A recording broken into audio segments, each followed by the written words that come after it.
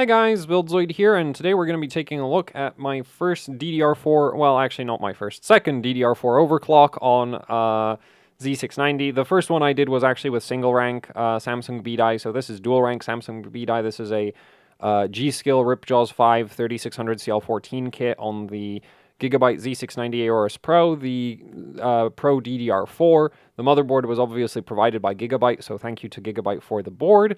And it's not great. Like, yeah, at least with Samsung B-die, this is probably one of the worst DDR4 motherboards I have right now. So yeah, with single rank, you're basically gonna hit a brick wall in terms of speed at around 4,000 megabits per second. And with dual rank, you're gonna hit a brick wall at like 3,600 megabits per second, which is not ideal. For comparison, on like MSI and Asus boards, you should be able to do over 4,000 megabits per second for both dual rank and single rank. Yeah, so being stuck at 3,600 is just, it's not great. There's really not much, like, it's on, like, the thing is, for the price, like these boards aren't like cheaper than their, like, especially they aren't cheaper than the MSI alternatives. They might be cheaper than the Asus alternatives because Asus is insane, but yeah, this isn't cheaper than an MSI board, and it's also not better. So it's not even on par. So that's kind of the thing. Now, yeah, like, we've got a 500+% passive mem test, so this is relatively stable, 3600, 14, 14, 14, 28, 1T command rate. 1T command rate seems to work really well on DDR4 with 12th gen. The 12th gen memory controllers seem quite a bit better about doing 1T command rate, which I guess makes sense, because even X299 is generally better at 1T command rate than mainstream Intel, so... And the main difference between mainstream Intel and like past mainstream Intel and X299 is that X299 has 4 separate memory controllers in it, whereas mainstream Intel has, like, it does technically you have 2 channels, but it behaves as one memory controller. So this is evidently a very different DDR4 memory controller from what we had on Rocket Lake, and it is quite a bit better. But yeah, the thing is, Gigabyte's BIOS currently has a lot of issues. So, brick wall at 3,600 megabits per second on dual rank B-die, brick wall at 4,000. Well, it's not really a brick wall for 4,000, but going past 4,000 is very, very difficult. So yeah, here's some IDA performance numbers. Not that they mean much of anything. Also the latency test, which this might be because I'm on. I don't think it's because I'm on Windows 10, but because I tried disabling the E-cores and it doesn't fix the latency being really inconsistent. Yeah. So what did we get? So now we got like 48.8. I've also seen it spit out like a 45.8, also a 50 at one point. So the latency test is kind of all over the place. I'm not entirely sure why that happens. But yeah, like, hey, it's at least it's at below 50 nanoseconds, I guess, but that's still, it's not great. Yeah, so I guess let's go into the BIOS, and I'm gonna show you the various issues that currently show up. So now the postcode is actually extremely helpful. It's just that the thing is, the postcode won't help you solve a lot of the issues that you run into. Like, the postcode on this board is a really good way to judge if you should give up on your settings or not. So also, it is worth noting that the board does have the safe boot function. Yeah, so this works now, and this is super great. So if Gigabyte ever gets their BIOS, like, if Gigabyte ever gets the BIOS into a condition where it isn't completely horrible at memory overclocking, like, this could be very easily one of the best DDR4 overclocking Z690 boards. It's just that currently, that ain't gonna post. And now I bet because it's on camera, it's gonna... Nah, it's not. Yeah, see? It does that. And I have no idea how you're supposed to go past that. yeah. Like this memory kit, I've used it at like 4000 CL14 on Ryzen, and well, not 11th gen because 11th gen is trash, but um, yeah, this right here, and it's not going to make any progress. It's just going to keep going 3E54 forever. So the good news is though we do have the safe boot button, so very easy to recover. You don't have to clear the CMOS or anything, but like that's not very helpful when the board just won't train, you know, even basic dual rank B-die settings. So yeah, that's one issue, but there's more. There's more. It gets worse. So obviously, if you try to push the frequency too high, it doesn't go anywhere. So that's great.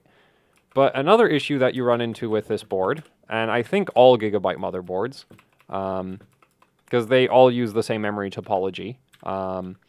So currently their BIOSes should all be the same. So if you set your memory voltage kind of high,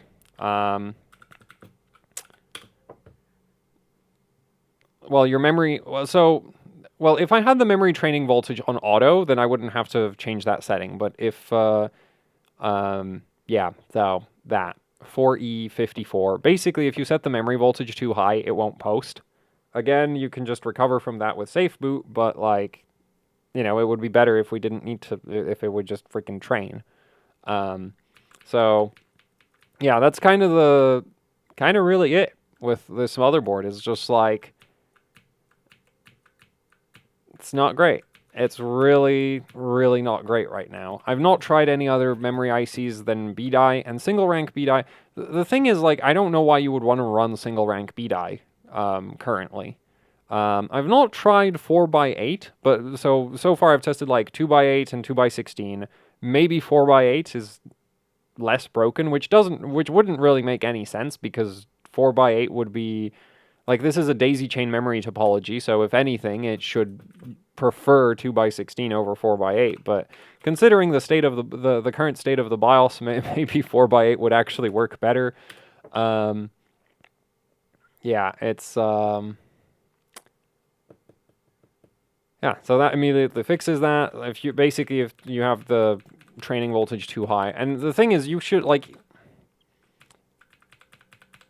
So that's broke. Well, so that like high voltage memory training is broken. What else is broken? Well, that's most of it. It's just like it won't do high speeds. It won't do high voltage. So if you have like a really good kit of Samsung B-die, you can get something that looks halfway decent until you consider the fact that like there's a brick wall that you can't go past. Yeah. Also, though this, as far as I know, is almost universal. If you change the TWR timing, like at all, like we're gonna go. So currently it's set to 24. If we try to set it to 22, we get a 26, and it just kind of does that, and it's not gonna train again. So you can safe boot out of that. But apparently the TWR timing behaves like this on most motherboards currently, so that just seems some weird quirk of the Intel memory controller right now.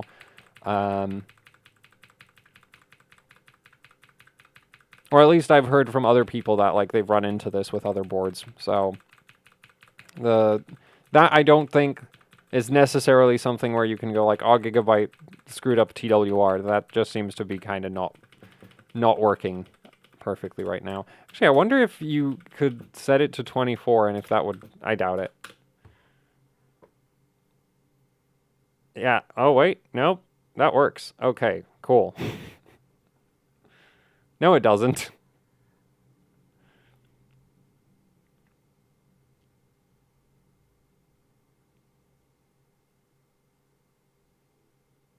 Okay, so you can set it to 24, but if you try to lower it, it doesn't work. So that's fun. RTP is a similar situation. You change the RTP timing and it doesn't post anymore. Or more like, not...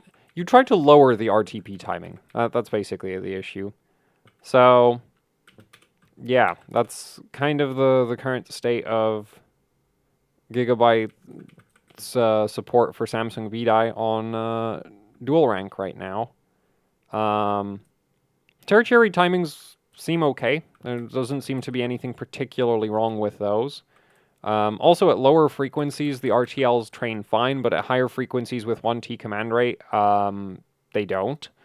But considering that on dual rank you can't go faster than 3600 megabits per second, that doesn't really like it's a like single rank at 4000 megabits per second, you get like 6983 or something, or 6977 for the RTLs, and you can't change, like you can't do anything about it. It won't post if you try to fix that. So yeah, currently the memory overclocking on Gigabyte Z690, like Z690 DDR4 boards is like, I guess, like it's not the end of the world, I guess, but considering that there are much better alternatives out there, it's bad. So hopefully Gigabyte manages to get this fixed soon, because currently, this, like, it's just bad. There's really nothing else I can say about it, It's just like, oh, it's not, no, it is bad. Like, you could literally, for the same price, you could have an MSI motherboard that'll do 400 megabits per second more.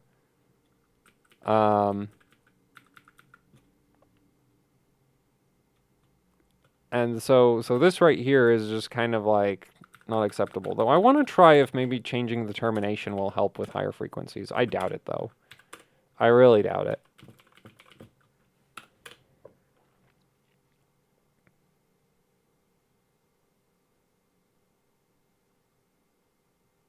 Yeah, no.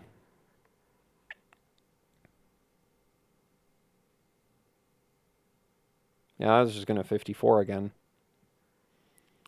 So, yeah, and I've tried even, like, really, really loose timings, but it just doesn't make a difference. I've also tried more system agent voltage than what we're currently at, which I wouldn't really recommend going over 1.35 for long-term use.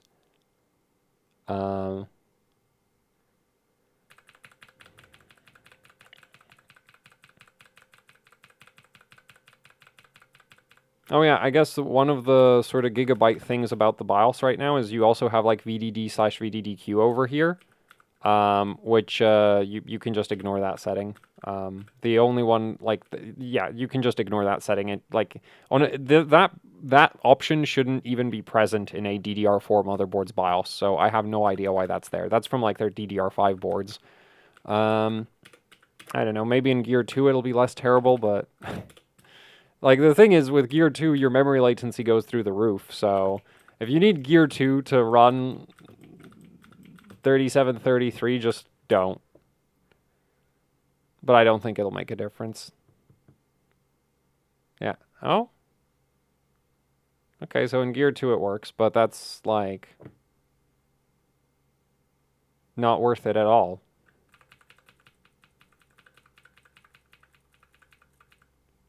And actually, it doesn't work.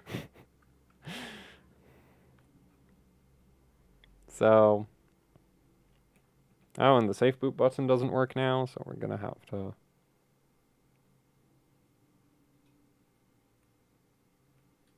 sway.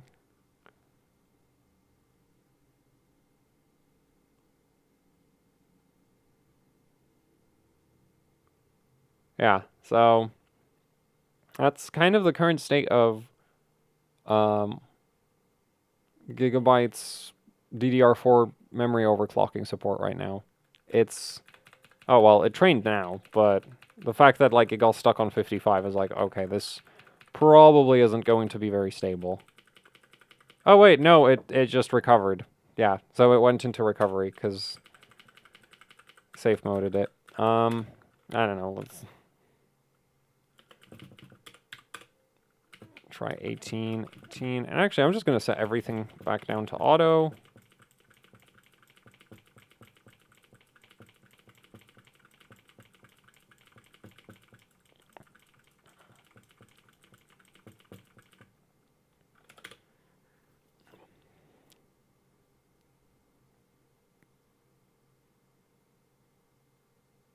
Yeah, 54. So, like, because the thing is, if for Gear 2 to make sense, you would have to be able to run, like, well over 4,000 megabits per second to justify the memory controller speed penalty. So yeah, this is just not great. I guess if you're, I'm not sure what it's like if you're going for like lower end memory kits, but actually the last thing we could try is if the XMP works, because I haven't actually checked that. So we're going to do load optimize defaults, which if you do that, you're going to want to re-enable that. Also, Gigabyte does have that safe mode button on basically every single one of their Z690 boards now, which is really cool. It's just that the DDR, like, like, doesn't really help you if the board just isn't very good at memory overclocking. So, yeah, anyway, let's see if that XMP profile works. This memory kit probably isn't on the QVL. So if that doesn't work, then it's kind of like not really that surprising, but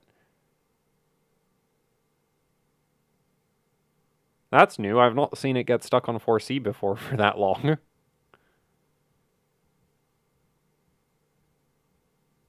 Yeah, so it can't even like XMP.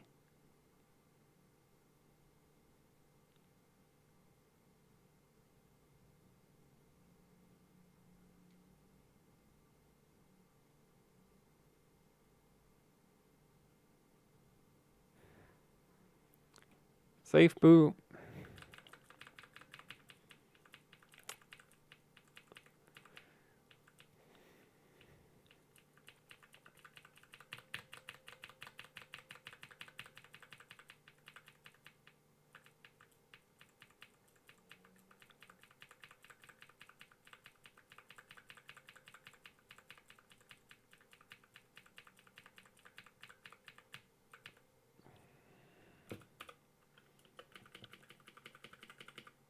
So, yeah, that's sort of my, like,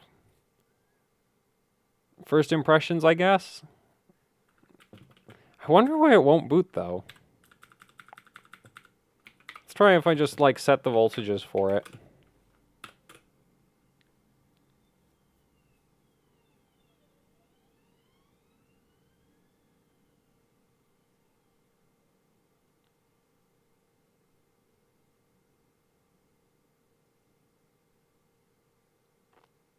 Yeah, no.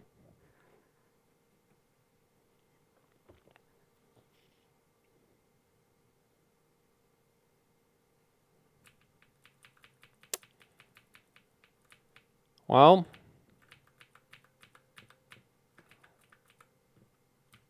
that's it. Like, it's just really bad. Memory like, yeah, it's just bad. Um, there's not really much else to say about it. It's just if you're gonna have like if you're going to be overclocking DDR4, I would avoid Gigabyte motherboards, at least with Samsung B-die kits. I've not tried any Hynix DJR on this yet, and I've not tried any Micron Rev B. I'm kind of hoping, like, maybe Micron Rev B in dual rank, since it puts less load on the memory controller, won't be as much of a disaster as this is, but yeah, currently it's just not great.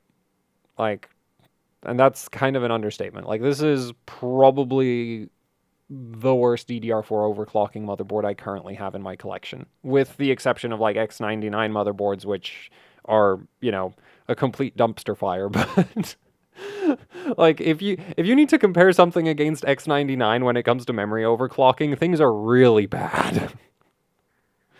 So, yeah, anyway. And actually X99 still doesn't have like high memory voltage training issues, so yeah, that's kind of the current situation for Gigabyte Z690 DDR4 boards. Is just, I guess as long as you're not aiming for over 3600, you're probably fine. And then for single rank over 4000, like as long as you stay under 4000, you're fine, or at 4000 or less. Um, but more than that, just currently isn't possible. So yeah, that's it. I couldn't really figure out what to do with this video, so I guess thanks for watching. Thanks to Gigabyte for the board. I really hope they fix this, because like this board would be so good if this just worked instead of whatever is going on right now with it. But